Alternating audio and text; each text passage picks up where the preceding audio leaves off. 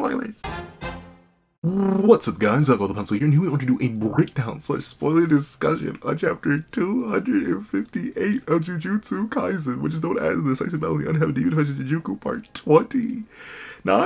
30. Oh my sweet mother of mercy, this chapter is insane. We have so much to talk about, so little time. So let's not waste any more time and let's hop right into it. Editing me, are you ready? 3, 2, 1, go. What's up, guys? That guy with a pencil here. Fun fact, I do happen to have it on me and keep it on me at all times. And another fun fact, Sukuna has it on him and he keeps it on him at all. Y'all, my toes, they're live curled right now. They are crazy. My toes are curling around each other. They're curling into my feet right now. I'm telling you, this is crazy. I know I'm opening up on the final page. Notably, these spoilers are nowhere near in order. They're in like the complete most random of orders possible. But I need y'all to hear me out. I don't care right now. This is still going absolutely buku bonkers. But you know what? We'll tackle it in some order because I do know loosely the order of the chapter. So notably, the chapter opens up with, ironically enough, let me see. Actually opens up with a strange aftermath. Like somehow Yuji ended up outside after 258. I don't know how. Something ended up working that way. And Yuji ended up on the lower floor than Sukuna. Sukuna essentially, I think, like, blitzed away from him, which is, once again, going to show Sukuna's still absolutely above Yuji. So Yuji and his skeleton Sukuna kind of not like this then. Remember, this is a super D-nerf, no heart, one-handed Sukuna. So this, crazy. The fact that he completely got out of the way of Yuji, buku bonkers. Next thing, Miguel and LaRue are still here, but they are notably here in a loose sense, as in they're very, very far away. But notably, they immediately sense something ominous. And yeah, the ominous thing they sense is... Yeah. Well, I have no idea what this is. I'll be complete. I have not a single part of a clue of what this even is. I saw something like, it's some sort of like demon devouring something, chef. I have no idea. I'll be completely honest with you, I have no idea. But Sukuna pulls this out. But he doesn't just pull this out, y'all. Bro decides, you know what? I don't really care how many black flashes you hit me with. I don't really care what kind of guy you are, what guy you think you are. He whips out a domain expansion. Another barrierless domain expansion. And once again, I've been hearing mixed translations. I've been hearing the weird creature is part of the domain, or it's not part of the domain, it's something weird. I've been hearing a whole bunch of different things, but essentially, from my gathering of it, he activates something similar to Malevolent Shrine. You see this with how the birds are flying away and getting torn to ribbons. He activates Malevolent Shrine again, and we see he not only activates Malevolent Shrine, but he activates it so well that even Yuji Todori, bro, just can't compete. It's not in his wheelhouse. He gets genuinely torn apart to the point where Yuji Itadori loses a leg. He loses a whole leg, my G. Yeah, he's definitely... The indomitable human spirit is going to have to go crazy on this one, I'm telling you. Yuji, he's in so much danger. So many things. Okay. So, first things first. I know a lot of people are going to be wondering, how could Sukuna use domain, right? Like, aren't those black flashes supposed to have been doing numbers to him, and crazy next level numbers to him? Once again, I have no idea. I'm recording these like right after these images came out. You can tell the images are not in order. I had basically no translations outside of like one I saw for that weird thing from earlier. If I had to hazard a guess, it's binding vows. It's binding vows. And once again, I don't want to say I called it, but I've been saying it's really weird and unquantifiable what these black flashes and soul punches even do. Like we had no real idea.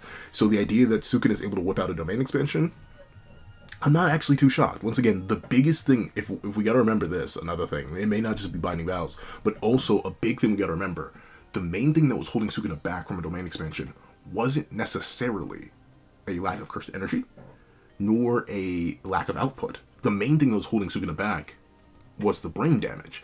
And notably, while he shut off external RCT to a certain degree, where he only brought it out in short bursts to quickly heal off tiny marks, it's very likely he's had enough time to recover, both in the traditional sense from using multiple domain expansions, and also in the literal sense of probably fueling everything into that big old brain of his. And notably, this is bad, because Sukuna took into account everything, including the idea that Maki Zenin could hypothetically be immune to his domain expansion. As you see, she gets special mention here by Sukuna as he taps his head. He was very specifically worried about Maki, so she's susceptible to this as well. It is open barriered. It is seemingly enough malevolent shrine, meaning she will get targeted by dismantles. And we know that her dismantles, or her resistance to dismantles, wasn't necessarily the worst, but it wasn't also the craziest. So Maki could be in hypothetical danger if she did not get removed from the battlefield. Once again, we don't know. This chapter does have a little bit of flashback. It has a little bit of coverage of early material that we don't get to see, or didn't get to see during the time skip, but actual time skip material, talking about the importance of Yuji learning anti-domain techniques, and very specifically RCT. Choso explains that RCT actually shouldn't be too complicated for Yuji, and we sort of already got a hint of how this works. We saw Choso explain to Yuji, hey, remember, feel the flow of the blood throughout your entire body, how it applies anywhere and everywhere, not just to yourself, or not just in certain areas, literally feel it. And that's how he explained RCT to Yuji, and RCT being Yuji being a prodigy, he picked up RCT over the month. But the more interesting thing is anti-domain abilities. This kind of, it doesn't absolutely annihilate Yuji domain theory. Like, I know a lot of people are probably going to be disappointed that we don't get a Yuji counter domain here, but one, it would likely be a closed barrier domain. I don't think anyone would be happy if Yuji suddenly whipped out an open barrier domain. So there's that one thing. The other thing here is that with him getting an anti-domain technique, this is massive for Yuji. He does have simple domain. Notably, it does not seem to be the same level of Kusakabe's simple domain, though. It seems to be a basic level, which is fine. Once again, one of the biggest things I was wondering, why didn't Kusakabe teach Yuji his type of simple domain where he has the auto attack and the auto defense? It seems like Yuji just couldn't learn it in time. And maybe he just can't expand the range the same way Kusakabe does. He is much less experienced and only had a month to learn it. But Yuji getting this anti-domain technique, that's big stuff. Does it shift him above any of the top tiers? Like the real top tiers, like your god tiers? Not necessarily. I was going to make a video talking about all Yuji needs is some anti-domain tech, and you could make an argument he's top 5. You can definitely still kind of make that argument, but I still think he does get domain diffed by some characters. Like, I think Yuta and Rika still domain diff him. Like, once again, as powerful as Yuji is, even if you want to argue off these black flashes, he's crazy, and he's like relative to Sukuna and stats, I don't think he's one-shotting Yuta.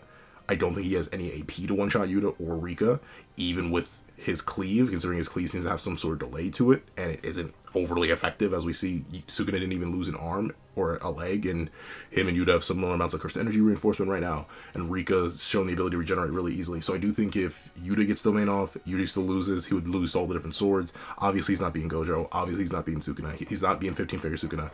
Yuji isn't like that, but this does open the door for some matchups. Him getting a simple domain does open the door for matchups like Uro, which was initially a really bad matchup for him. Uro could just camp him out and like occasionally get in there and hopefully have enough reaction speed through Yuta scaling. If you assume Yuta didn't get faster over the time skip by taking some of Sukuna's statements in certain ways.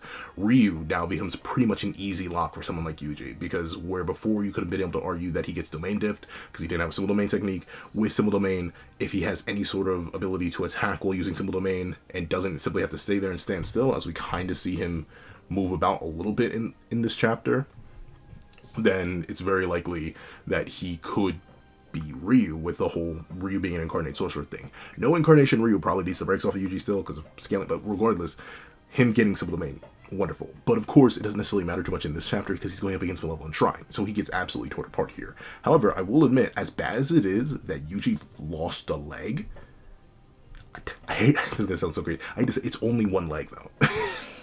It is only one leg. He still does have the other one, meaning he can probably still cook a little bit. I'm not saying I expect Yuji to come out and like go absolutely buku bonkers with one leg. Obviously, you asked me to go buku bonkers with one leg, and I'll look at you buku bonkers. But the fact that he has one, he's able to pretty much immediately recover, is very, very, very impressive. And notably, I think he actually like immediately reattaches it here. Like, he fuses it back on here by using blood manipulation. So he doesn't even really lose the leg for that long. I didn't even notice that, but I think that is what that's supposed to be here. He uses blood manipulation to reconnect it. And then Sukuna, and I'll give credit to every single Sukuna fan out there. This is huge, massive, gargantuan. Yeah. Sukuna could have slaughtered Gojo at any time. This is basically hard confirmation of it. What was once a debatable factor on whether or not he could use Malevolent Shrine and Flames at the same time, he can. Once this quadruples down. Notably, I've already sort of come around to the idea. I've been planning for a while to make a video on how Gojo could have lost to Sukuna without the 10 Shadows. This is it. Right here. The fact that he can use Flames inside Malevolent Shrine at as low his output and potency is right now, He could have done that the moment Gojo first lost his domain. Boom. A lot of people were saying it. I initially was in denial of it because, at least in my interpretation of the manga, it seemed like he had to close Malevolent Shrine in order to use flames. But, bada bing, bada boom, he can stack flames and Malevolent Shrine. So now the real question that comes from this, what are we going to do? Genuinely, what are we going to do? Like now, at this point, what are we doing? I think Hikari needs to come back. Because notably, I had hope when I first saw this. I'll admit, I had a tiny bit of hope that hypothetically, when I first saw this image, I thought maybe this was meant to signify that it was like a closed barrier domain, meaning that I thought maybe like Angel or Yuta could come in clutch and like shut down the whole thing with a Jacob's Ladder. And technically Yuta could arguably still do that, but the big thing is, with this being an open barrier domain, getting even remotely close to this area is dangerous and deadly and basically impossible to do. And once again, Sukuna does have fantastic extrasensory capabilities, and this whole area is now under his dominion. So somehow, Yuji's going to pull out something in order to survive this. Notably, it seems like Malevolent Shrine has basically, I'm not going to say lost all its potency, but like, look at this. As he's getting torn apart and he gets his leg torn off, he does immediately recover or immediately reattach it. And then, oh, but then again, I can't tell. I think Malevolent Shrine's still active here. I think it is still active. But that's the thing. Yuji is able to recover from that, but now the question is, how does he deal with it? I think he does need a Hikari. I think Hikari has to come back now. Because the thing with Yuta, you bring Yuta back, and Sukuna is powerful enough at this point that you can bring Yuta back and still not really have an issue. Maki cannot exist. I as a massive Maki beat muncher, I don't think you can bring Maki back. She would be torn to ribbons immediately. No RCT, no access to symbol domain, literally just a dismantle victim. Like, she was able to take damage from 2 dismantles. Imagine the infinite dismantles that would try to rend her to oblivion. So Maki can't help. Yuta may still be in recovery, so he may not be able to help. Rika could come solo, I guess, technically, and help. But still, I think the big move here, this is what a lot of Hikari fans have been waiting for, and notably, Hikari is one of the characters to make an appearance this chapter. Let me see if I can find the page. Hikari is one of the characters, yep, he makes an appearance this chapter, and notably talks about, like, hey bro, you need to get, like, anti-domain technique, you gotta get some domain, some RCT, we really gotta get you set up like that for real. So, we showed Hikari. This is a scenario where only Hikari can really thrive, and everyone else who could hypothetically help probably can't. I don't think Ino can really do much in this scenario. I don't think Usakabe can really do much in this scenario. I don't think Miguel can really do much in this scenario. I don't think LaRue can do much in this scenario. So while it's cool that they're still here, still palling around, I don't think much can really be brought out of them at this point. I think we do need to rely on the Immortal Man. But of course, that leads to the question, are we going to just completely off-screen Hikari versus Urume? Maybe? Possibly. At this point, I don't know. I feel like Gege isn't even interested in the fight. So I wouldn't be shocked if we did. Or, considering we are on break next week, because next week is Golden Week in Japan, it's very likely that if we come back, we do what we did way back when at the end of 238. We set up something big, something massive, something crazy. At that time, it was Higuruma and Yuji first arriving to the battlefield at the end of 238. And we cut over to Takaba versus Kenjaku. I could see that happening here, where we end up cutting over to Hikari versus Urume, and then we end up, just like we did previously with the end of the Takaba and Kenjaku fight, we tie back the modern fight, or the fight here at Shinjuku, with the fight in the other part of Shinjuku. So we'll end Hikari versus Urume, then we cut over to Hikari leaping back over here to help Yuji out. Because don't get me wrong, would it be crazy to see Yuji pull out something on his own to hard counter this? Absolutely. Apparently this chapter is mentioning something about curse technique reversals. And right now, we do know that Yuji has 2 techniques. He has blood manipulation and he has shrine.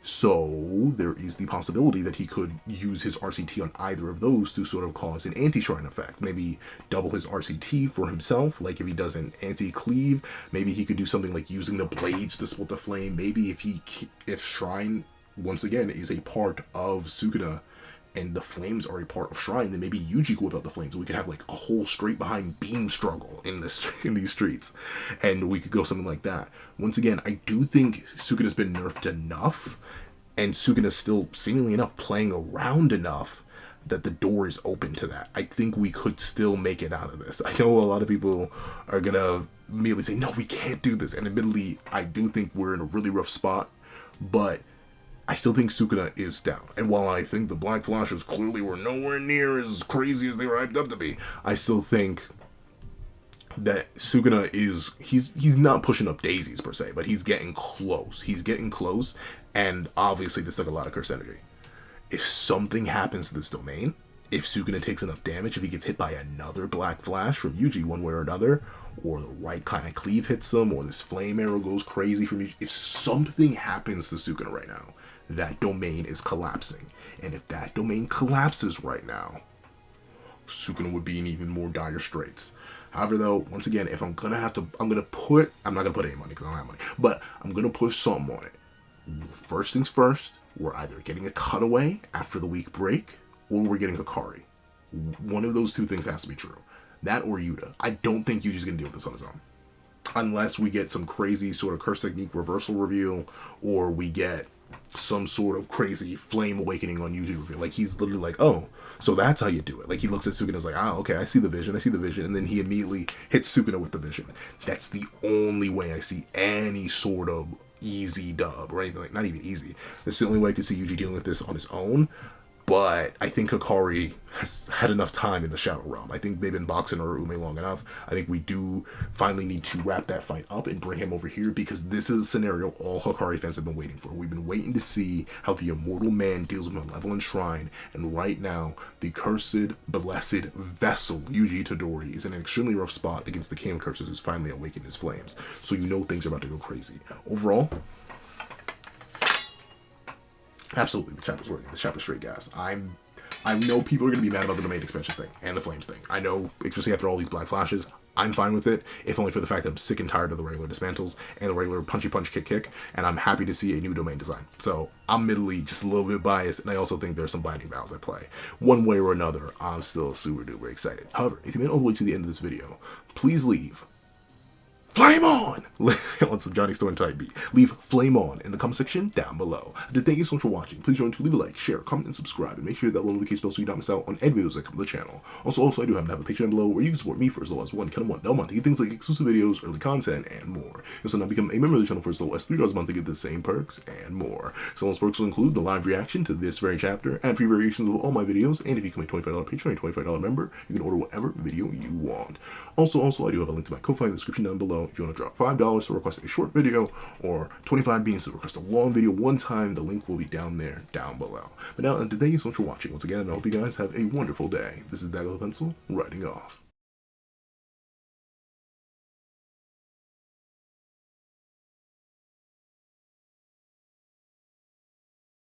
I would like to give a thank you to all $3 members: O'Connor Plays, Greyhound, Atkids Void, Astro, Eternal Flame, Red Wolf 4765, G Prosper, and Paris Arnold. And I'd like to give a thank you to our $5 patrons: Steron, Sean, Midnight Lord 21, Kevin, and Igneal.